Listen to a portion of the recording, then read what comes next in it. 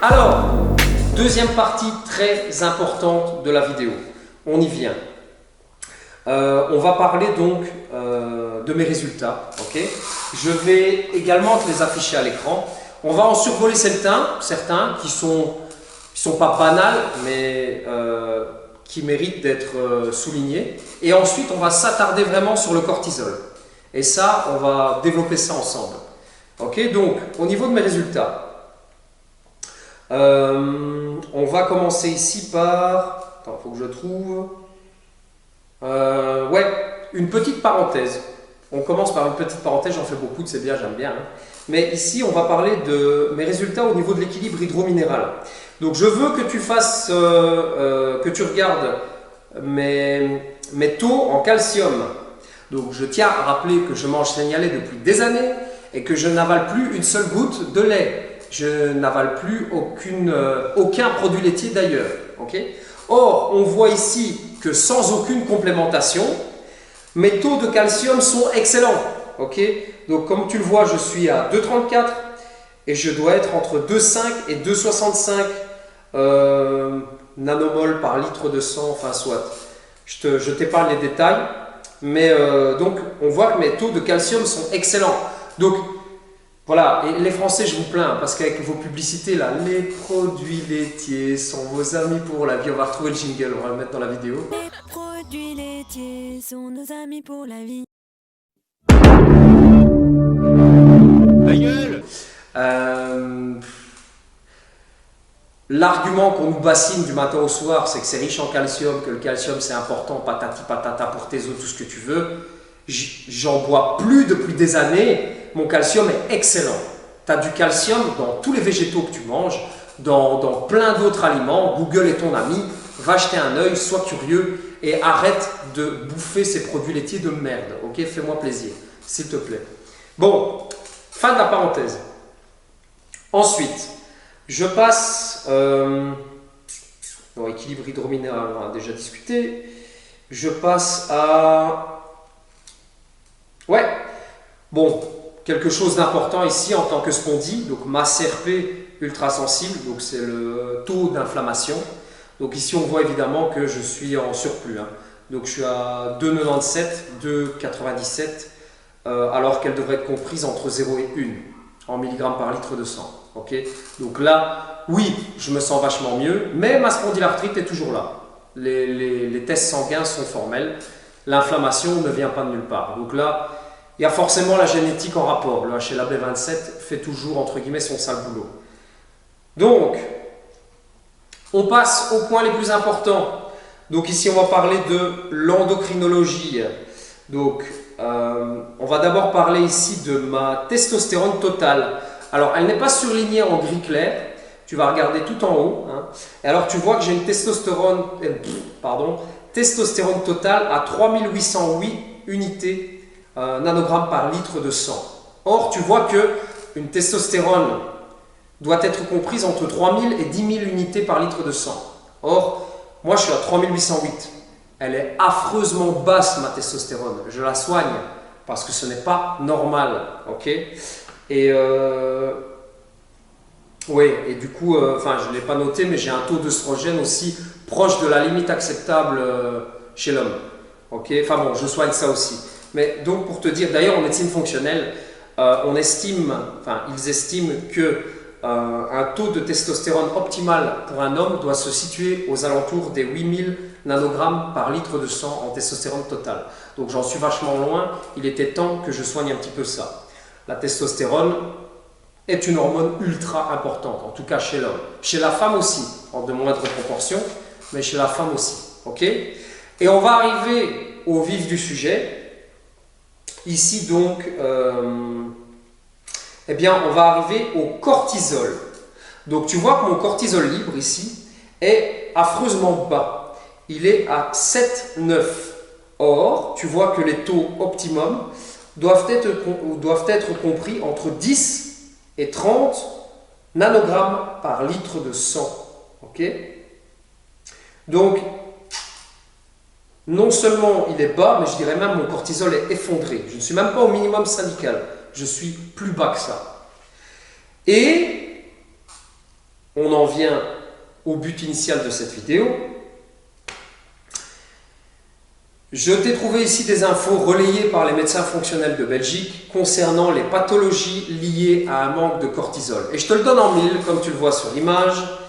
Les maladies auto-immunes en font partie.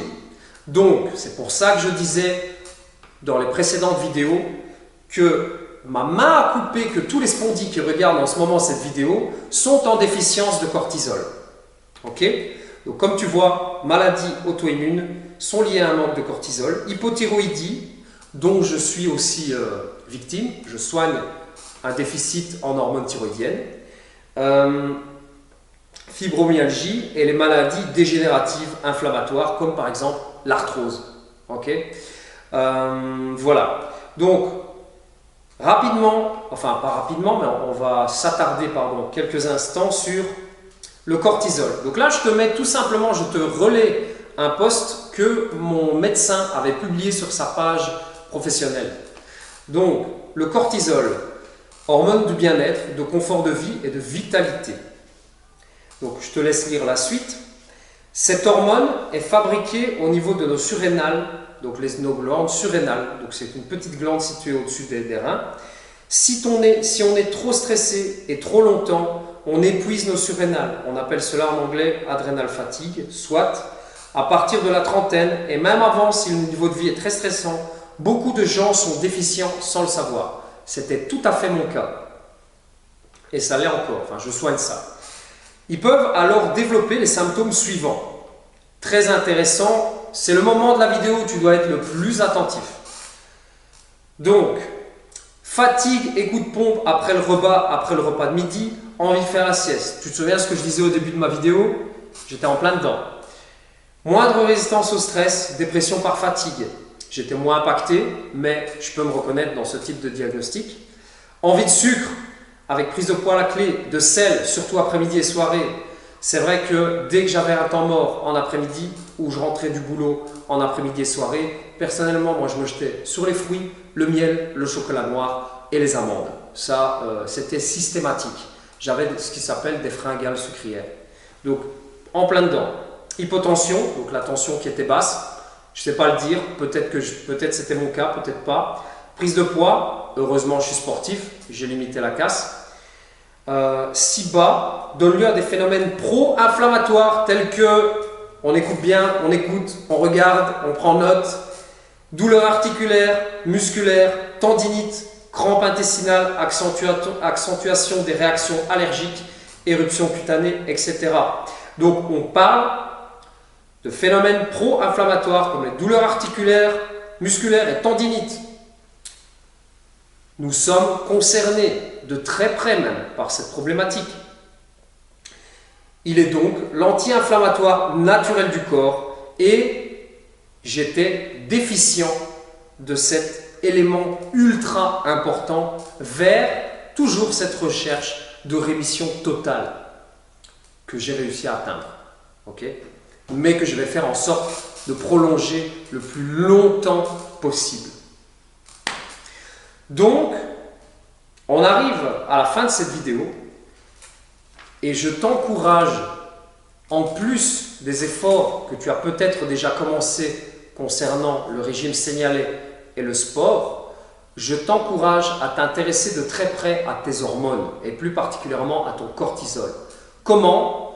Je ne suis pas compétent en la matière.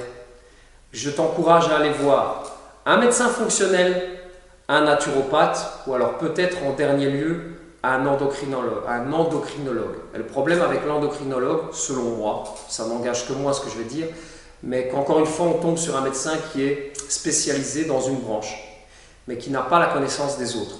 Donc la prise en charge ne sera pas globale. Point de vue hormonal, il va savoir répondre à tes questions, mais si ça se trouve, tu es carencé en vitamine D, en zinc, en B12, en B9 ou que sais-je. Mais ça, il ne le verra pas dans tes analyses sanguines parce que la seule chose qui l'intéresse, c'est tes hormones. Tu vois? Donc voilà. Jamais mon rhumatologue, je sais pas moi, 5 ans, 4 ans, 5 ans, je sais plus, ça fait longtemps que je la vois, mais jamais elle ne m'a parlé de ça. Jamais elle n'a demandé un bilan sanguin pour voir si tout allait bien au niveau du cortisol. Jamais. Donc, la rhumatologie semble être une excellente solution pour soulager les douleurs immédiatement, mais à long terme, tu dois évidemment aller beaucoup plus loin que ce raisonnement-là. Et c'est pour ça que je t'encourage à t'intéresser au régime sénialais, au sport et à aller voir un médecin fonctionnel. Voilà, j'espère que la vidéo t'a plu. Un peu longue peut-être, j'espère que j'arriverai à arranger ça au montage. Merci d'avoir suivi. Si ça t'a plu, n'oublie pas, tu mets un petit pouce bleu, tu mets également un commentaire, n'hésite pas à partager si tu penses que ça peut être utile aux personnes de ton entourage.